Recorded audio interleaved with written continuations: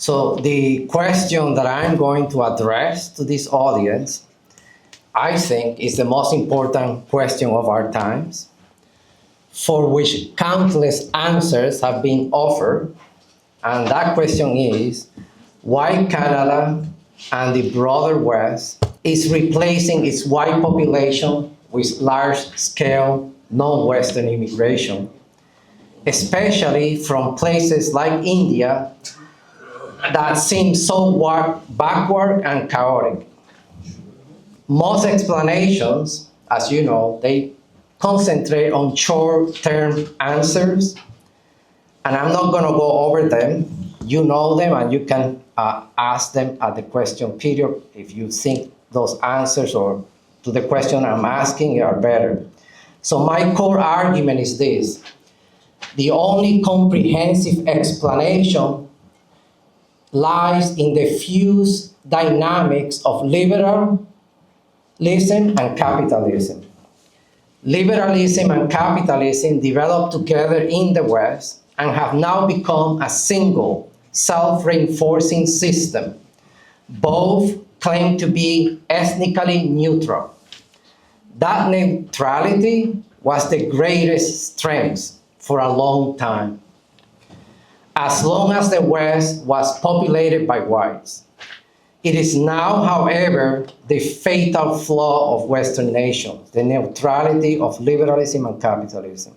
Let's say a few words about liberalism's neutrality and the progressive logic that's built into its neutrality.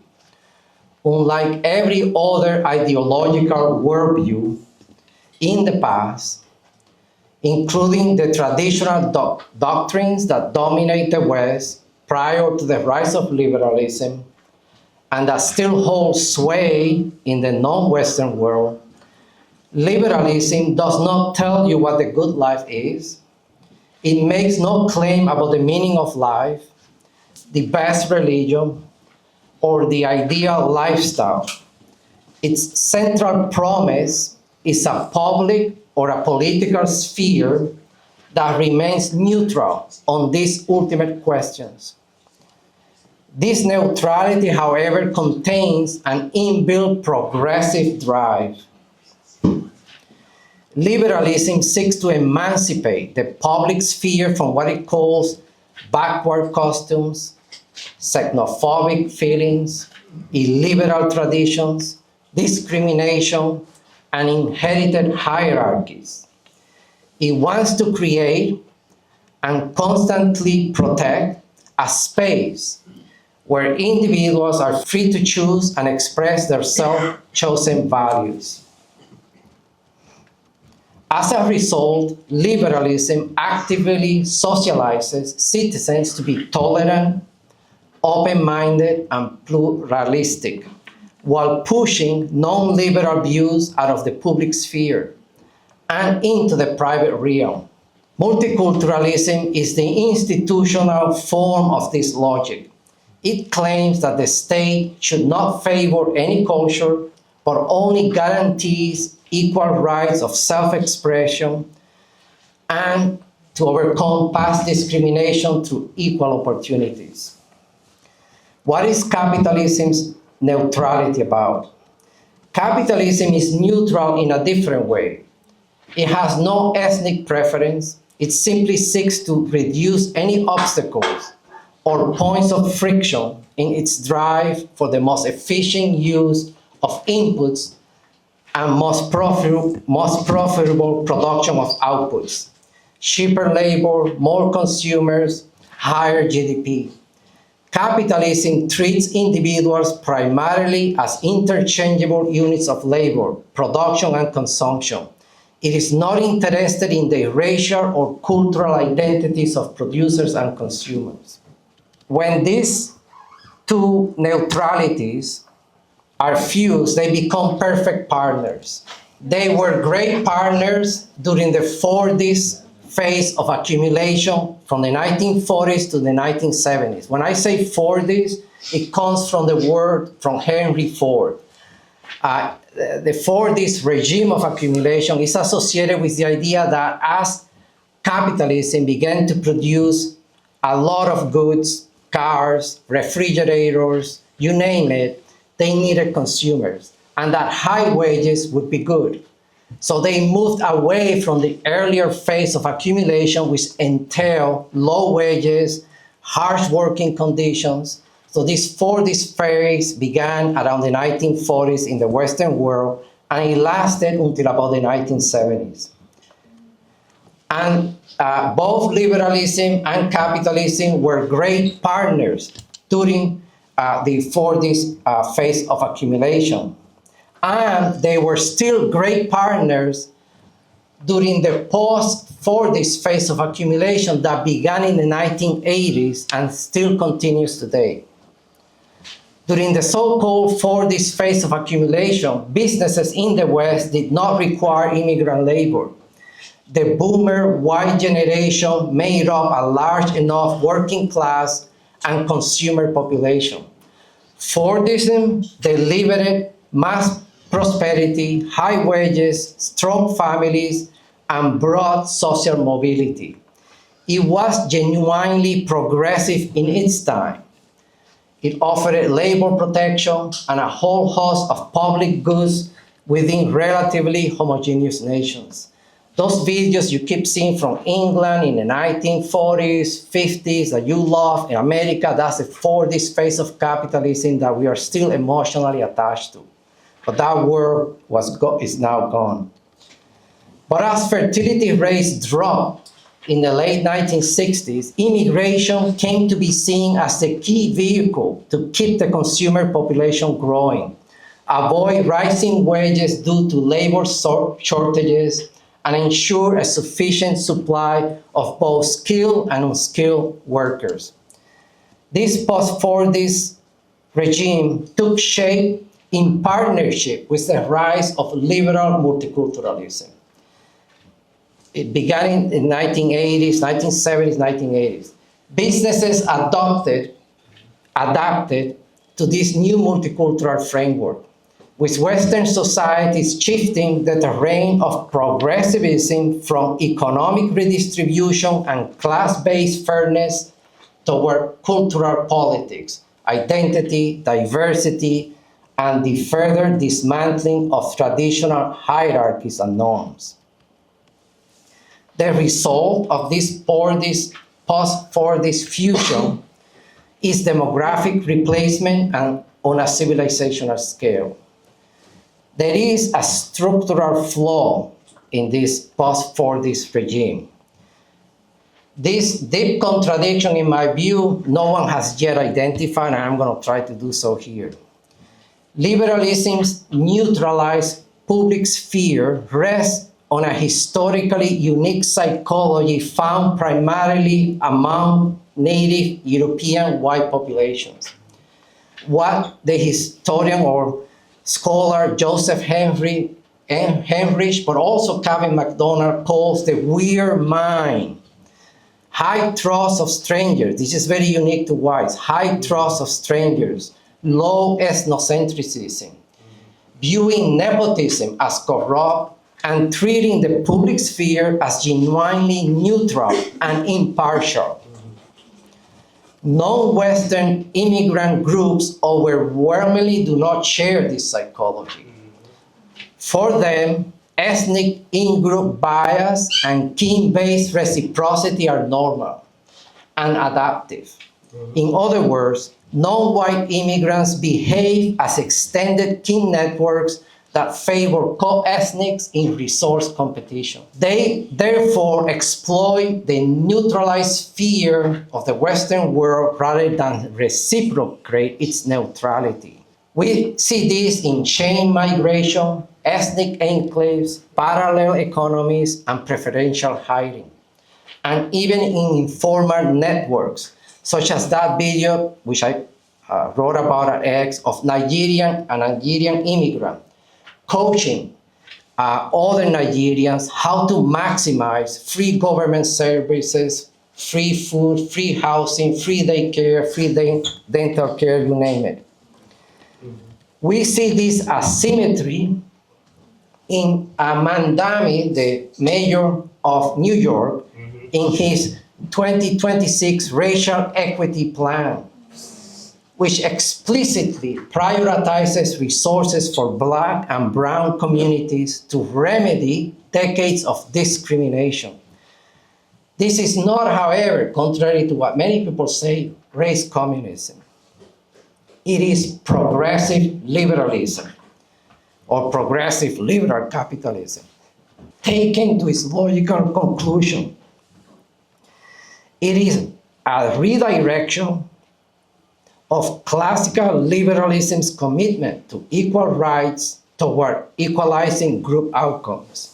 Moreover, and this is another flaw, because many immigrant groups start at lower social class levels or status, and because immigration is a running train without a clear end point, we have a situation in which endless streams of new immigrants keep arriving, combined with persistent group differences due to average IQ gaps, leading to a situation in which disparities never disappear. Our society is therefore locked into a permanent cycle of fighting inequality through ever-expanding equity programs, DEI, bureaucracies, and redistribution. What began as temporary protections has become a self-perpetuating industry. The neutrality of liberalism and capitalism, as I said before, worked well during the Fordist system. The age of high mass consumption, stable jobs with high wages, strong families, labor protections, and a whole range of public goods. However, when the Fordist model broke down under stagflation was a combination of recession and inflation at the same time. It's happening in 1970s into the 80s. And due to global competition, the West began to fail. It's global competition from other areas in the world. Businesses in the West shifted to post-Fordism. And at this point, we see the emergence of a new system of accumulation, characterized by the fusion of multiculturalism and immigrant labor. Capitalism now wanted flexible labor, not the rigid 9-to-5 unionized labor. It preferred part-time, temporary, or contract work and outsourcing, just-in-time production, as they call it. Alongside this system,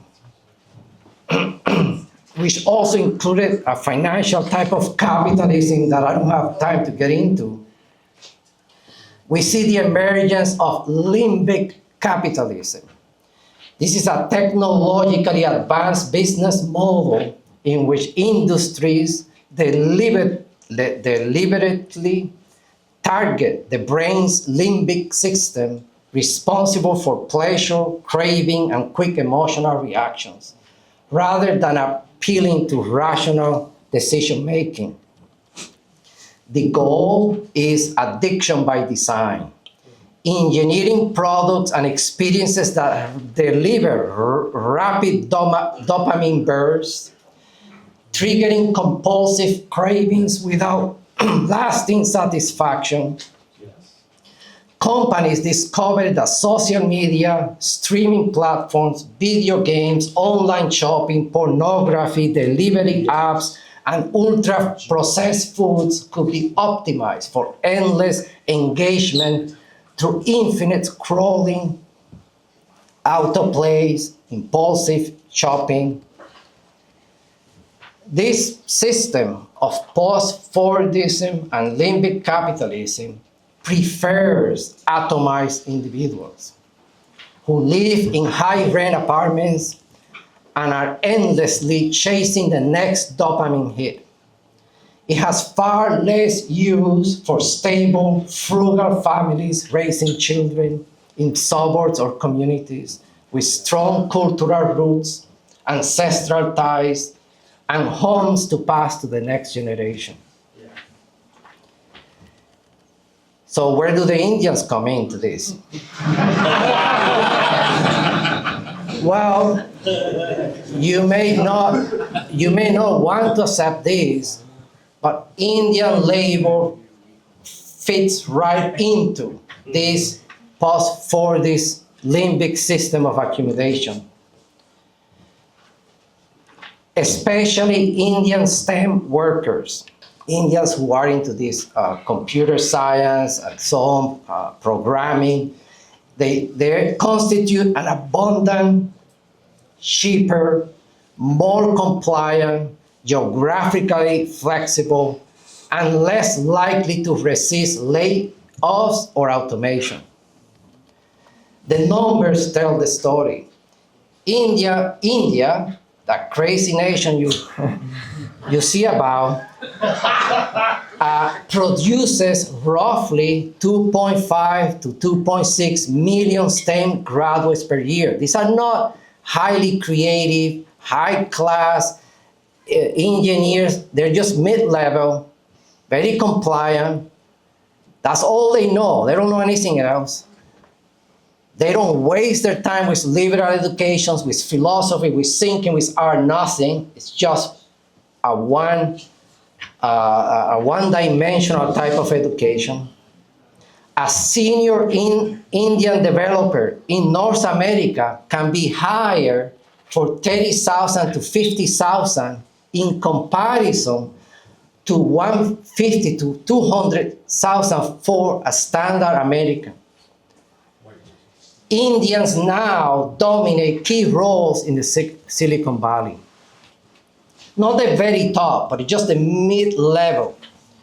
H-1 visas and Canadian tech.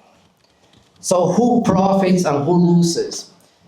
Businesses and the top 1 to 10% profit enormously. Aggregate GDP has been rising with immigration. Profits are concentrating at that 1 to 10%, and labor costs have fallen. Native populations lose, as you know. There has been declining GDP per capita for decades now. Housing has gone over the roof. There is falling social trust, and ultimately demographic replacement. But the fatal asymmetry is the one I mentioned before. One side, the whites, have been socialized into unilateral disarmament and colorblind individualism. The other side, placed by the older evolutionary normal rules of in-group preference. The liberal order has no defense against this. So what's the solution? The only way out is a fundamental rupture with liberal neutrality. We need a Smithian, or based on Carl Schmitt's conception of the state, we need a true sovereign state that is explicitly not neutral.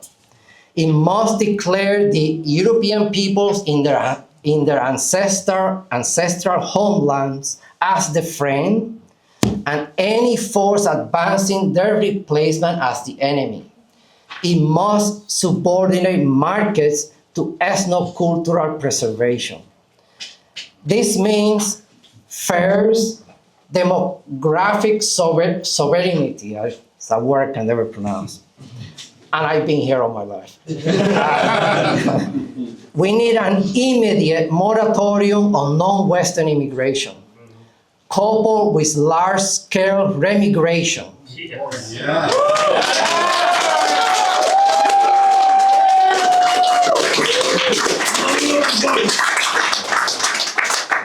Second, we need an aggressive pro-natalist revolution. Fertility decline among whites must be reversed through policies far more radical than what you see in Hungary.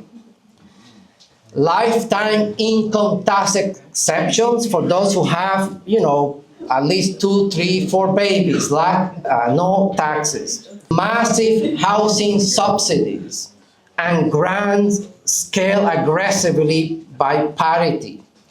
Generous family allowances, and other things.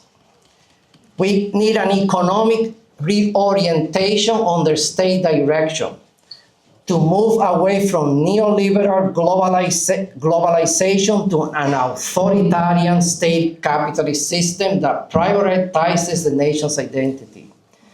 This entails heavy investment in automation, robotics, and other productivity-enhancing technology to replace foreign labor rather than import it. And all kinds of state coordination measures that we don't have time to get into. Finally, we need cultural and institutional consolidation and official multiculturalism and DEI, restore merit and competitiveness.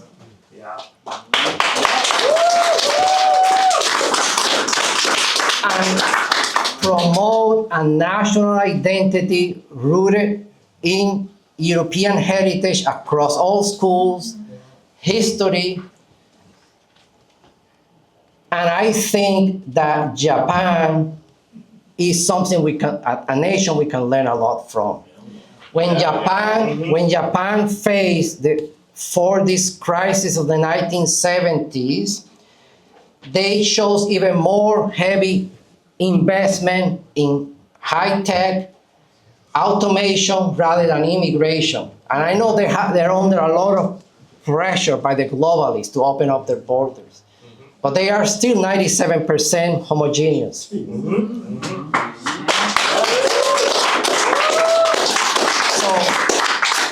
So my conclusion is this, is that liberal capitalism is not a conspiracy. There is no conspiracy going on. It is a system whose internal logic is producing ethnocide.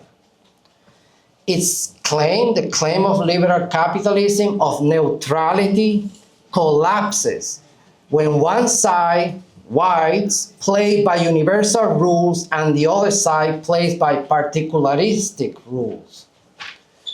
So only a decisive break with liberal neutrality through the creation of a sovereign, non-neutral state can halt this self-undermining ethnocidal process. And I'll end this way, maybe it's not a good conclusion, but if this doesn't happen, there is right now an emerging AI regime of accumulation. I mean, it offers a different future. One in which capital now is investing heavily in AI infrastructure and gene editing, transcending racial identities in favor of optimization for IQ, and they call it zero-G adaptation and all kinds of words there, creating what may be called the ultimate frictionless system of accumulation. And I end with this way because you have to be aware that we do live under a capitalist system that is framed within liberalism, and that system is like a machine that is gonna go where it wants to go unless there is a sovereign state that holds it in check, like in Japan, in China too. You may not like what many things that the Chinese do, but the state is real. The politicians have real power, a lot more than Trump. Trump is small compared to politicians. Yes. Israel. Yeah. Right. Exactly. You see it there.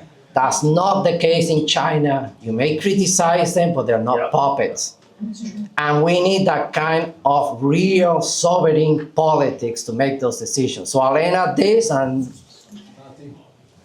Yeah. Very good.